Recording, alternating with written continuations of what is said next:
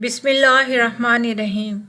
मैं पैदाइशी एक आंख से अंधा था, मगर देखने में बिल्कुल ठीक था। यह बात मेरे माँ बाप के अलावा और कोई नहीं जानता था। जब जवान हुआ तो नौकरी की तलाश में मारा मारा फिरने लगा, लेकिन मुझे कोई छोटी मोटी नौकरी भी ना देता। जब एक दिन मैं गली के पिछले रास्ते से गुजरने लगा तो वहां बैठी एक अंधी फकीरनी ने मुझे आवाज़ लगाई। कहा कि क्यों इतने परेशान होते हो जबकि दौलत खुद तुम्हारे पीछे भाग रही है। मैं हैरान हैरान रह गया और इस फकीरनी की बात समझ कर आगे जाने लगा। तो वो बोली कि तुम भी तो मेरी तरह एक आंख से अंधे हो। फकीरनी की बात सुन के मैं पत्थर हो गया, क्योंकि ये बात किसी को भी मालूम नहीं थी। मैं फौरन इस फकीरनी के पास गया और इसके कदमों में बैठकर रोने लगा। तभी वो बोली कि तुम मुझसे निकाह कर लो, फिर तुम्हारी दुनिया बदल जाएगी। पहले मुझे इसकी बात पे बहुत ही गुस्सा आया और बुरी लगी। फिर मैंने सोचा कि छुप के निकाह कर लेता हूँ, अगर दौलत ना मिली तो तलाक दे दूंगा। मैंने इसी वक्त इसे निकाह कर लिया और घर ले आया। वो अंधी फकीरनी को कबाड़ वाले कमरे में बैठा कर खुद अपने कमरे में आ गया। कुछ देर बाद वापस कबाड़ वाले कमरे में गया तो पैरों तले ज़मीन निकल गई, क्योंकि वहाँ तो फकीरनी बेड पर। मेरा नाम हमाद बशीर है, मेरा तल्लक लाहौर से है। मैं अपने माँ बाप का इकलौता चश्मो चिराग था। मैं एक गरीब घराने में पैदा हुआ था। जब पैदा हुआ तो एक आंख से अंधा था, मगर देखने में बिल्कुल ठीक लगता था। ये बात मेरे और मेरे वालिदैन के अलावा कोई नहीं जानता था। अब्बा साइकिल पर रिपेयरिंग का काम करते थे, अम्मा कढ़ाई का काम करती थी। मोहल्ले की औरतें अम्मा से बहुत शौक से चादरें तकिया वगैरह पर कढ़ाई करवाया करती थी।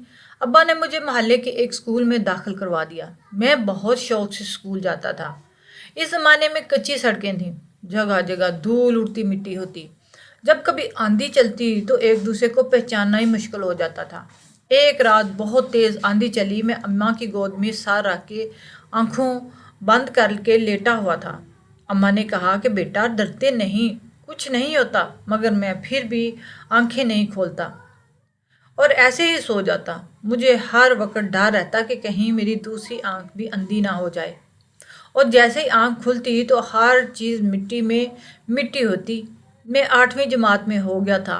क्लास में लड़के मुझ पर बातें करते कि तू तो साइकिल ठीक करने वाले का बेटा है ना, तेरा कुछ नहीं बन सकता, तू इसी तरह गरीब का गरीब ही रहेगा। मैं गुस्से में इनसे लड़ पड़ता और घर आके अब्बा जी को कहता कि आप कोई और काम क्यों नहीं कर लेते, या सारी ज़िंदगी साइकिल ही ठीक करते गुजार देनी है। अम्मा ने कहा क्या हो गया है, कैसी बातें करती हो, अल्लाह पाक का शुक्र अदा करो कि 2 वक्त का खाना मिल जाता है, ज़िंदगी गुजारने के लिए और क्या चाहिए। तो मैं कहता कि माँ, खाने पीने के अलावा भी बहुत कुछ चाहिए होता है। अब्बा अम्मा दोनों ही बहुत नरम तबीयत के मालिक थे। जो भी था जैसा भी था, हर हाल में मैं इन्हें खुशी देखता था। अब्बा ने मुझे डांटा तक नहीं था। उस दिन भी जब मैंने इनसे कहा कि कुछ और काम कर लें तो अब्बा मुस्कुराने लगे और मुझे पास बैठा के कहने लगे, बरखुदार घर से अच्छे भले जाते हो, वापस आते हो तो मिजाज ही गर्म हो जाता है। मैंने कहा अब्बा क्या करूं, स्कूल में लड़के मेरा मजाक उड़ाते हैं। तो तू भी सारी उम्र साइकिल ही ठीक करेगा, तुमने पढ़कर कौन सा तीर मार लेना है। हमारी मानो तो अब्बा की दुकान संभालो। इसी वजह से मुझे गुस्सा आता है और मैं इनसे बातचीत नहीं करता। मगर मैं जहाँ भी इनको नज़र आ जाऊँ वो लड़के वही आ जाते हैं। अब्बा ने कहा कि बेटा, अल्लाह ताला ने जितना दिया है इस पर इंसान को शुक्र अदा करना चाहिए, और अगर इंसान इस पर शुक्र ना करे जितना अल्लाह ताला ने दिया है, फिर अल्लाह ताला इस नाशुक्री की वजह से इससे वो नेमतें भी वापस ले लेते हैं। हम इंसानों के जितने जीने जितने गुनाह हैं, अल्लाह का शुक्र है उसने फिर भी हम पर रहमो करम किया हुआ है। हम बाकी लोगों से फिर भी बहुत अच्छी ज़िंदगी गुजार रहे हैं। इसलिए जितना उसने दिया है उसका शुक्र अदा करो, अल्लाह ताला इसमें और बरकत अता फरमाएगा। इसलिए तुम किसी की बात पर इस तरह गुस्सा ना किया करो, अल्लाह ताला का शुक्र करो कि उसने हमें हलाल रिस्क दिया, हमें इस लायक बनाया कि हम हलाल कमा सकें। अब वो लड़का जब तुम्हें कोई बात करे तो उसे नज़रअंदाज करो और सब्र करो, अल्लाह ताला एक दिन तुम्हें बहुत नवाजेगा। मैं अब्बा की बातों को बहुत गौर से सुन रहा था। अब मैं स्कूल जाता तो किसी की बात पर तवज्जो ही ना देता। एक दिन क्लास के लड़के ऊंची आवाज़ में मुझे पेंचर लगाने वाला का बेटा कह रहे थे, तो मुझसे बर्दाश्त नहीं हुआ। मैं इन्हें मारने के लिए आगे बढ़ा, जब एकदम मुझे अब्बा की बात याद आ गई اور میں مسکرانے لگا تو وہ بھی حیران ہو گئے کہ اسے کیا ہوا ہے۔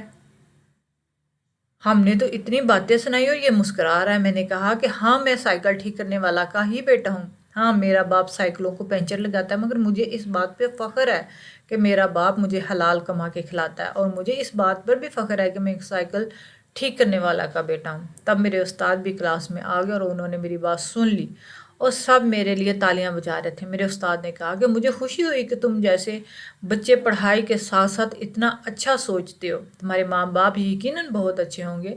اور وہ لڑکا جو مجھے باتیں سناتے تھے، مجھے تنگ کرتے تھے، انہوں نے مجھ سے معافی مانگی اور میں نے سب کو معاف کر دیا۔ میں گھر آیا اور میں بہت خوش تھا اور ابا کو سب کچھ بتانا چاہتا تھا، مگر وہ کہیں گئے ہوئے تھے، اور جب میں نے ابا کو آتے دیکھا تو بھاگ کے ان سے لپٹ گیا۔ ابا نے کہا کہ کیا ہوا ہے، آج تو میرا بیٹا بہت خوش ہے۔ تو میں نے ابا کو بتایا کہ آپ نے جو مجھے سکھایا میں نے اس پہ عمل کیا اور اسکول میں سب ٹھیک ہو گیا۔ ابا نے مجھے گلے لگا لیا اور 5 روپے بھی دیے۔ تب ہمارے بچپن میں یہ 5 روپے بہت بڑی بات ہوتی تھی، یہ بہت زیادہ روپیہ ہوتا ہے۔ تب میں نے میٹرک کا امتحان دیا اور رزلٹ کا انتظار کر رہا تھا۔ کچھ دنوں سے ابا کی طبیعت ٹھیک نہیں تھی۔ اماں ابا کو کی دوا لینے انہیں دوسرے گاؤں لے گئے تھے، مگر واپسی پہ ان کا ایکسیڈنٹ ہو گیا اور وہ کبھی واپس نہیں آئے۔ میں اس دنیا میں اکیلا ہی رہ گیا۔ مجھے کچھ سمجھ نہیں آ رہی تھی کہ میں اب کیا کروں، کیسے تنہا رہوں گا۔ میرے والدین مجھے اچانک کیسے چھوڑ گئے تھے۔ میں سارے گھر کو دیکھتا رہتا، اماں ابا کے بنا گھر گھر نہیں تھا۔ زندگی بے معنی، بے مقصد لگنے لگی تھی۔ اماں ابا کے بنا رہنا سوچ بھی نہیں سکتا تھا۔ جی چاہتا تھا کہ خود کو بھی کچھ کر لوں اور ان کے پاس چلا جاؤں۔ زندگی کیوں اتنا بڑا امتحان لیتی ہے؟ کیوں ہمارے پیارے ایسے چلے جاتے ہیں؟ اب میں کیا کروں؟ اب میرا کوئی نہیں جس کے کندھے پہ سر رکھ کے میں رو سکوں۔ اس دن تیز آندھی آئی اور میں ڈر کر کمرے میں بھی چھپا بیٹھا رہا، بچوں کی طرح روتا رہا۔ ماں باپ کے بغیر زندگی کچھ بھی نہیں ہوتی، یہ بات ان کے جانے کے بعد پتہ چلی۔ محلے والے 1 ماہ تک میرا خیال رکھتے رہے، پھر سب نے ہاتھ اٹھا لیا۔ ایک دن میں محلے کے پچھلے کسی بزرگ کے پاس آیا۔ انہوں نے کہا کہ اس طرح نہ بیٹھو، تمہارے اس طرح رونے سے جانے والے تو واپس نہیں آ سکتے۔ ہماری مانو، تم اپنی پڑھائی شروع کرو اور آگے پڑھو۔ میں اب مزدوری کرتا اور شام کو پڑھتا، جو جیسے تیسے کر کے پرائیویٹ FA کر لیا اور کچھ جمع پونجی تھی، سب اپنی پڑھائی پہ لگا دی۔ اب اس محلے میں دل نہیں لگتا تھا، میں وہاں سے نکل جانا چاہتا تھا۔ دل بہت بیزار ہو گیا تھا۔ میرے ابا کے ایک دوست تھے جو ہمارے گاؤں میں رہتے تھے، انہوں نے کہا کہ اگر تم یہاں نہیں رہنا چاہتے تو گھر بیچ کر میرے ساتھ چلو، کب تک یوں اکیلے رہو گے؟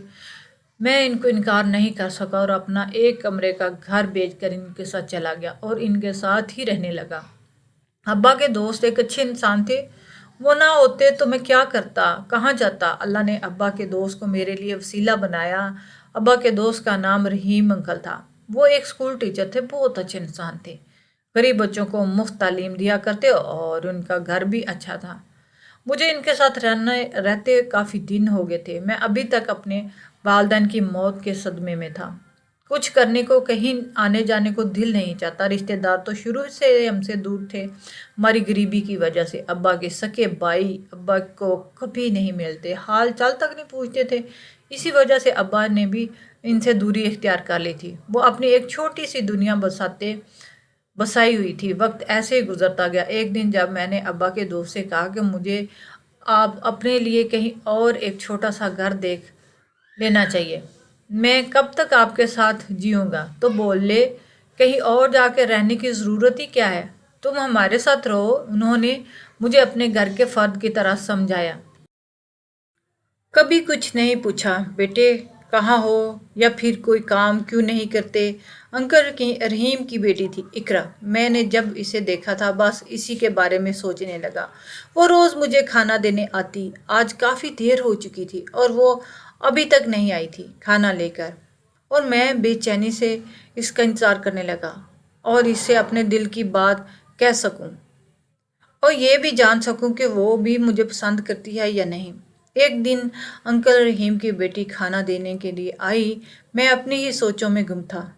جب اس نے کہا کہ آپ کن سوچوں میں گم ہو، کھانا کھا لیجیے، میں نے اس کی طرف دیکھا، بنا ہی کہہ دیا کہ مجھے بھوک نہیں، آپ کھانا واپس لے جائیں۔ میں دل ہی دل میں اسے پسند کرنے لگا تھا، اور ایک دن بہت کوشش کر کے میں نے اسے کہا کہ میں تم سے شادی کرنا چاہتا ہوں، تو وہ مجھ پر بھڑک اٹھی اور بولی میں کسی اور کو پسند کرتی ہوں۔ ابا نے آپ جیسے انسان پر اعتبار کر کے بہت بڑی غلطی کی ہے۔ اب وقت کہاں رہ گیا ہے کسی انجان کو گھر لانے کا، اور تم یہ کیسے سوچ لیا کہ میں تم جیسے غریب اور بے روزگار جس کے پاس رہنے تک کے لیے اپنا گھر نہیں، جو خود دوسروں کے در پہ پڑا ہوا، میں اسے شادی کروں گی؟ تمہاری اوقات ہی کیا ہے؟ اپنی اتنی توہین مجھ سے برداشت نہیں ہے، اور میں نے ان کا گھر چھوڑ دیا اور وہ علاقہ چھوڑ کر کہیں اور آ گیا۔ اب مجھے اس علاقے میں رہنے کو مکان چاہیے تھا۔ جب ایک دکاندار سے پتہ چلا کہ اس محلے میں ایک بیوہ عورت اور اس کی بیٹی رہتی ہے، ان کے پاس ایک مکان ہے جو کرائے پر دینا چاہتی ہیں، میں وہاں چلا گیا۔ جو اپنا گھر بیچا تھا اس کے تھوڑے سے پیسے بچے ہوئے تھے، اور ان کو ایڈوانس دیے اور رہنے لگا۔ روز گھر سے نکل جاتا اور کام تلاش کرتا، مگر کہیں کوئی کام نہیں ملتا۔ ایک دن کسی نے بتایا کہ ایک دکان پہ لڑکے کی ضرورت ہے، مگر جب نصیب میں ہی دھکے ہوں تو انسان کیا کر سکتا ہے۔ میں وہاں پہنچا تو انہوں نے مجھ سے پہلے ہی کسی اور کو رکھ لیا تھا، اور میں مایوس ہو کر واپس لوٹ آیا۔ اب تو بھوک کی وجہ سے طبیعت بھی خراب رہنے لگی تھی۔ جیسے ہی سیڑھیاں چڑھنے لگا اسی وقت میرا سر چکرایا اور میں گر گیا۔ جب ہوش آیا تو ایک کمرے میں بستر پر تھا جہاں رہتا تھا۔ اس گھر کی مالکن کہنے لگی کہ بیٹا کیا ہوا تھا، تم گر گئے تھے، کہیں نشہ تو نہیں شروع کر دیا؟ میں نے کہا ماں جی یہ ایسی بات نہیں ہے، بس 2 دن سے کچھ کھایا نہیں اور نہ ہی کوئی کام مل رہا ہے، بس اسی وجہ سے چکر آ گیا تھا۔ انہوں نے یہ بات سنی تو میرے لیے کھانا لینے چلی گئی۔ میں بہت شرمندہ تھا کہ کیسے کسی پہ بوجھ بن گیا۔ یہاں رہتے ہوئے اتنے ماہ ہو گئے، کرایہ بھی بڑھتا ہی جا رہا تھا، وہ بھی اتنے ماہ سے نہیں دے سکا تھا۔ پتہ نہیں شاید میری قسمت بھی ابھی تک ٹھوکریں ہی کھانا لکھا ہے۔ اب روز کھانا ملنے لگا، حالانکہ ان کا اپنا گزر بسر بہت مشکل سے ہوتا تھا۔ روز ایک امید لے کر جاتا پر کہیں کام نہیں مل رہا تھا۔ میں جب سے یہاں آیا تھا روز گلی سے گزر کر نوکری کی تلاش میں نکل پڑتا۔ جب راستے سے گزرنے لگا تو روز ایک فقیرنی کو بیٹھے ہوئے دیکھتا، وہ روز مجھے آواز دیتی اور کہتی کہ بہت پریشان ہو، سنو اب تمہاری پریشانی دور ہونے والی ہے۔ میں نے اس کے بات کو سنی انسنی کر دی اور وہاں سے گھر آ گیا۔ ایک دن جب پچھلے راستے سے گزرنے لگا تو وہاں بیٹھی اندھی فقیرنی نے مجھے آواز لگا کر کہا کہ تم کیوں پریشان ہوتے ہو جبکہ دولت تو تمہارے پیچھے بھاگ رہی ہے۔ میں حیران رہ گیا اور اس فقیرنی کی بات جھوٹی سمجھ کر آگے جانے لگا تو وہ بولی کہ تم بھی تو میری طرح ایک آنکھ سے اندھے ہو۔ اس کی بات پر میں پتھر سا ہو گیا کیونکہ یہ بات کسی کو معلوم نہیں تھی۔ میں تو فوراً اس فقیرنی کے پاس گیا اور اس کے قدموں میں بیٹھ کے رونے لگا۔ تب وہ بولی کہ تم مجھ سے نکاح کر لو، پھر تمہاری دنیا بدل جائے گی۔ پہلے مجھے اس کی بات بہت بری لگی، پھر میں نے سوچا کہ چھپ کر نکاح کر لیتا ہوں، اگر دولت نہ ملی تو طلاق دے دوں گا۔ میں نے اسی وقت اسے نکاح کر لیا اور گھر لے آیا، اور پھر اس اندھی فقیرنی کو کباڑ والے کمرے میں بٹھا کر خود اپنے کمرے میں چلا گیا۔ کچھ ہی دیر بعد واپس کباڑ والے کمرے میں گیا تو یہ دیکھ کے میرے پیروں تلے زمین نکل گئی کیونکہ فقیرنی کی جگہ ایک خوبصورت لڑکی بیٹھی ہوئی تھی۔ میں نے پوچھا کہ تم کون ہو اور یہ کیسے آئی، اور اندھی فقیرنی کہاں گئی؟ اس نے کہا کہ وہ میں ہی ہوں، مگر وہ تو ایک خوبصورت لڑکی تھی، بالکل پریوں جیسی، شاید پری ہی تھی۔ مجھے کچھ سمجھ نہ آیا اور میں بے ہوش ہو گیا۔ جب ہوش میں آیا تو میں ایک عالی شان بنگلے میں تھا، ایک خوبصورت بیڈ پر تھا۔ میں نے خود کو چٹکی کاٹی کہ میں کہیں خواب تو نہیں دیکھ رہا، مگر جب وہی فقیرنی میرے پاس آئی تو میں ایک دم سے اچھل کر بیڈ سے دوسرے کنارے پہ جا گرا۔ اس نے کہا کہ ڈرو نہیں، میں تمہاری خیر خواہ ہوں، تم نے تو مجھ پر اتنا بڑا احسان کیا اور اب یہ محل، یہ نوکر، یہ دولت، یہ سب تمہاری ہے، کوئی تم سے چھین نہیں سکتا۔ میں ابھی بھی یہی سوچ رہا تھا کہ میں نیند میں ہوں۔ جب آنکھیں کھلیں تو وہی فقیرنی کے سامنے ہوگا، مگر خواب ٹوٹا کیوں نہیں، میں نیند سے اٹھا کیوں نہیں؟ میں خود سے باتیں کر رہا تھا جب اس پری نے کہا کہ یہ سب سچ ہے، یہ خواب نہیں ہے، بالکل حقیقت ہے۔ میں تمہارے لیے सामने हूँ, मैं तुम्हारे लिए ही आई हूँ। मैं सामने पड़ी टेबल से पानी उठाकर पीने लगा और कुछ अपने चेहरे पर छिड़का। मैंने इससे पूछा कि तुम तो फकीरनी थी, फिर ये खूबसूरत लड़की कैसे बन गई? ये कैसे हो सकता है? तो उसने कहा, ये बहुत लंबी कहानी है। फिर इस लड़की ने, जो असल में एक परी थी, उसने बताया कि मैं एक जगह से गुजर रही थी। वहाँ एक औरत बहुत तकलीफ में थी। सब इसके पास से गुजर रहे थे, मगर कोई भी इसकी मदद नहीं कर रहा था। वो चीखो पुकार कर रही थी। इसके ऊपर बड़ी सी बड़ी सी चादर थी, और मैं जैसे ही जाकर इसकी मदद की तो उसने मुझे धक्का दे दिया और मैं गिर गई खाई में। और वो औरत नहीं थी, बल्कि एक आदमी था। वो औरत के रूप लिए हुआ था। वो एक जादूगर था, जिसने पहले कई बार मुझसे ये जादूवार किए थे। मुझे समझ आ गई थी कि लोग इसकी मदद क्यों नहीं कर रहे थे, क्योंकि वो मेरे अलावा किसी को नजर नहीं आ रहा था। मेरे बाबा ने कई बार समझाया था कि संभल के रहना, इंसानों के दरमियान इंसान बन के रहना इतना आसान नहीं है। इसलिए वही चादर मुझ पर डाल दी और मैं कैद हो गई। मैं बुरी तरह फंस चुकी हूँ। वो चाहता है कि मैं इससे शादी कर लूँ, क्योंकि मुझसे शादी होते ही वो एक ताकतवर जादूगर बन जाएगा। फिर उसने मुझे कैद करके मुझसे गलत काम करवाने थे, मगर मैं वो काम करने से इनकार कर रही थी।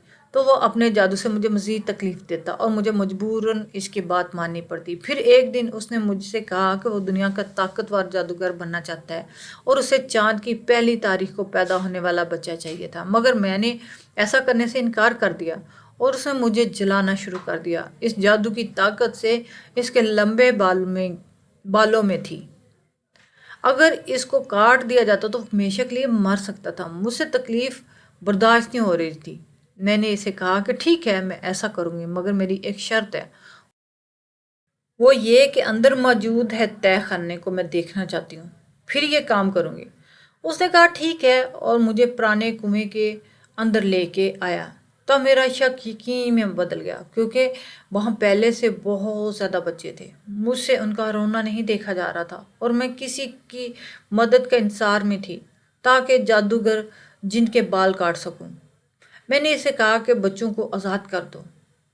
उसने कहा कि मैंने एक शर्त तुम्हारी मानी, अब एक शर्त तुम मेरी मानो। तुम वही करो जो मैं चाहता हूँ और मुझसे शादी कर लो। मैं तुम्हें आज़ादी भी दूंगा और तुम्हें तुम्हारी सल्तनत में वापस भी जाने दूंगा। मैं जानती थी कि ये मुझ पर वार कर रहा है, ताकि मैं हमेशा के लिए इसके काबू में आ जाऊँ, और उसके काबू में आने से वो इंसानों के साथ बहुत कुछ गलत कर सकता था। मैंने सोच में पड़ गई और उससे कहा कि सोच लो, तुम्हारे पास दो ही रास्ते हैं, या तो सारी उम्र इस कैद में मेरे गुलाम बनकर मेरा हुक्म मानोगी, या फिर मुझसे शादी करके आज़ादी से रहोगी। मेरे पास 3 दिन थे, और इससे पहले कि मुझे जादूगर जिससे हमेशा के लिए निजात चाहिए थी और गवाशुदा बच्चों को उनकी जगह पर भी पहुंचाया था, मैं कुछ भी नहीं कर पा रही थी, और ना ही मेरे पीछे कोई आया था। 3 दिन हो गए थे जब शाम को जादूगर जिन आया। उसने कहा कि आज आखिरी दिन है, तुमने क्या सोचा? मैं मुस्कुराती हुई इसके पास गई और इसको अपनी बातों में उलझाने लगी। तभी मैंने अचानक निहायत ही चालाकी से इसके लंबे बाल काट कर जल्दी से आग में फेंक दिए।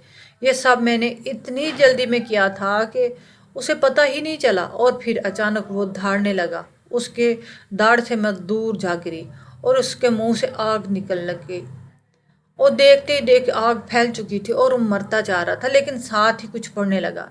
इसको आग लग चुकी थी। उसने कहा कि मेरे साथ ऐसा करके तुम भी किसी के काबिल नहीं रहोगी। जब उसने मंत्र पढ़ते हुए कहा कि इस परी को एक बूढ़ी और अंधी फकीरनी की शक्ल में बदल दिया जाए, उसका कोई इलाज ना ढूंढ पाए, ये रोती रह जाए और इस पर कोई रहम ना खाए, ये कहते वो जादूगर जल कर भस्म हो गया और वो आस्ता आस्ता एक फकीरनी की शक्ल इख्तियार कर गई।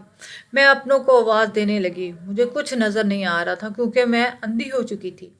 कई साल मैं इंसानों की बस्ती में भीख मांगती रही।